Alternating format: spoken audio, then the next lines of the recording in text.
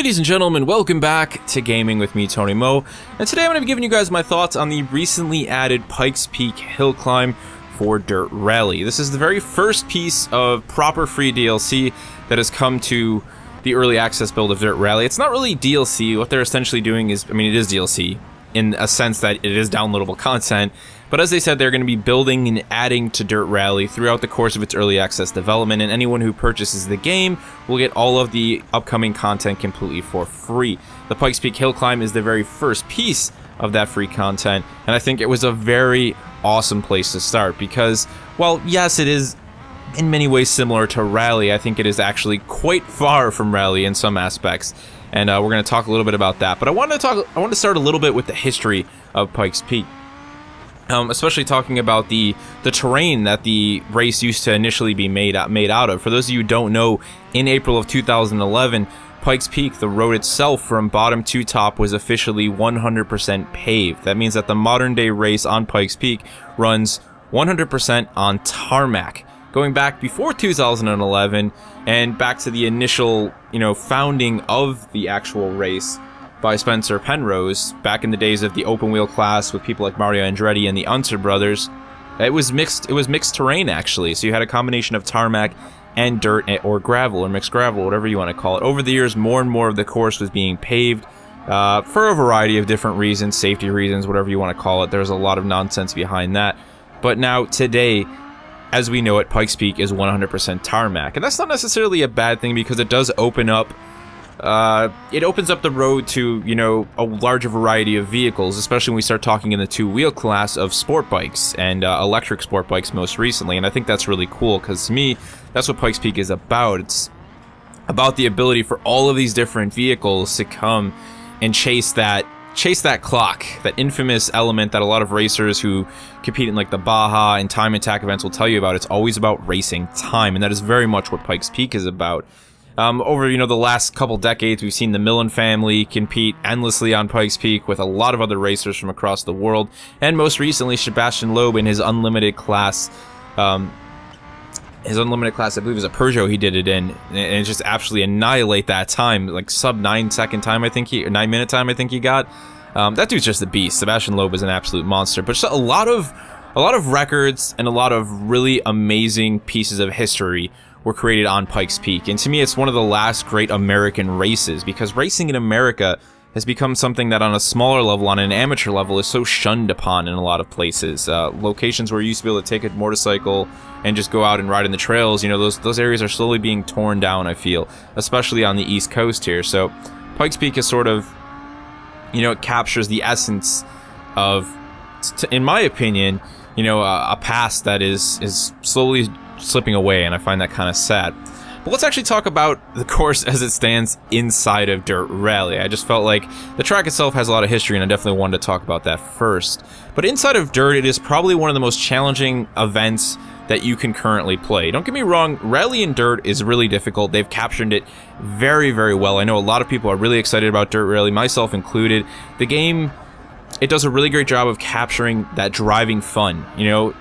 Dirt Rally is already, it's up on my list now alongside of games like Forza, the original PGR, going back to the days of Need for Speed Underground. Completely different games, they all touch on a little different niche, but the one thing that kind of glues them all together is that really great sense of driving fun. There's just something exceptionally satisfying about going into a corner and just taking it just right at just the right speed and just feeling like everything has clicked so well. And Dirt Rally definitely captures that, and I think that Pikes Peak is sort of the purest form of that element of driving fun, because you strip back the co-driver, there are no more pace notes, and it's all about memorizing the course. You have 3 stages that you can play all at once or separately, and you have to memorize them, you have to learn them, you have to understand the corners, you have to connect with the vehicle that you're driving, whatever vehicle you choose. There are now 3 new vehicles. I should mention that. We have the Audi, we have a Peugeot, and we have one other car that I completely forget. In my opinion, really the only thing that matters is that you drive the Audi Quattro, because to me that is like the legendary rally car, and I love seeing it in its hill climb variant. So that's really at the essence of it, right? It's about building that memory for the course and then going and tackling it on your own. Like, there is no co-driver, there is no one there to hold your hand, there is no map of the track. You just have to build the memory for it.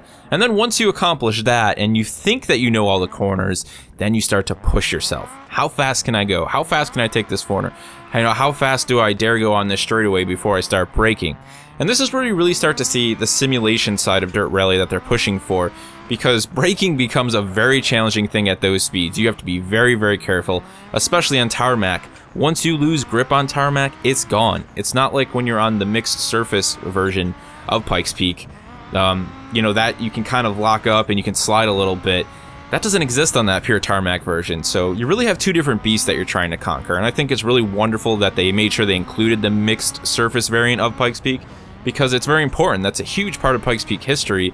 You can't just discount that that version of the road ever existed. It's awesome to have the choice to go 100% tarmac, you know, post-2011, or to race on the pre-2011 track. And of course, you have all the weather conditions that you can find inside of the rally portion of Dirt Rally. You've got the rain, the overcast, the sunshine, all bringing their own set of challenges to an already difficult climb. And really, I think this was probably just the best first piece of DLC they could have pushed out, because for people who are racers who really just enjoy, you know, getting better at the track and that satisfaction, the gratification that comes from just putting in your personal best run and then going beyond and starting to hunt down other people's times, I think Pikes Peak is probably the best place for that, because it's such a lengthy and challenging course. It's going to take you a lot of hours to master this thing. And that's what we want. People who enjoy racing games, we want a good challenge. We want to push ourselves, and we want to feel like we are improving. And I think that, once again, Pikes Peak is definitely the best place for that. So I'm really excited about the addition of this. I strongly recommend that you check it out if you own Dirt Rally and you've been ignoring this and you've been kind of sucked into the rally. Take a step back.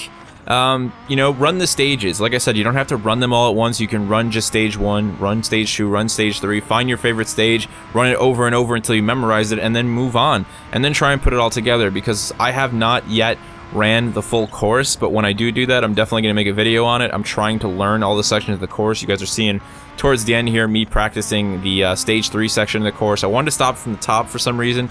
I think because I just really wanted to see the top of the course. I think it's really gorgeous to be this high up and just have, like, there's this really great sense of nothing can distract you up here. It's just you, the edge of the cliff, and the top of the mountain, and the road, and that's it. And there's like nothing else. There's not a lot of pedestrians up here. There's not a lot of parked cars. It's just zen, and it's really fun to just kind of listen to your car and just pin it and go for it. There's something kind of special about that. But when I do put it all together, I'll definitely do a video, because I want to talk about that, and I have some plans for a game discussion based on racing games and, you know, sort of the focus and attention that running a 9-minute course actually requires, especially when you're running at full throttle. And I think what those guys do in real life on Pikes Peak, you know, Reese Millen, his dad, and, you know, Sebastian Loeb, and all the other people who have raced on this thing over the years from every part of the world, like, props to you guys, because 9 minutes on Pikes Peak, full throttle, it just absolutely blows my mind. Now, there's going to be a lot more content coming to Dirt Rally moving into the end of the year. I know a lot of us are looking forward to that Rallycross pack, which is also hopefully going to launch alongside of the actual multiplayer pack. I'm very interested to see this game grow. They're listening to a lot of the feedback from the community, and I'm actually looking forward to getting myself a G27. They're running about $200 now, so I can play this with a proper racing wheel and have a go with that. I know that'll be a lot of fun, and that's a whole nother learning curve, but the controller is still working really well. A lot of you guys ask what I'm running with. That's it. I've been running with my Xbox One controller. It works very, very well, actually. The nice thing about an Xbox One controller, or even a 360 controller, is you have the actual, you know, triggers. They're not just buttons. So you have that pressure-sensitive braking and throttle control, and it's a very useful tool when playing a game like Dirt Rally. If you have any questions for me regarding what you saw in the video, the Pikes Peak hill climb, the game, anything at all, or if you've been running the Pikes Peak hill climb yourself, let me know what you've been thinking of it. Has it been a real challenge? Have you been enjoying it? Let me know all that and more down in the comment section below, and I will see you in the next one.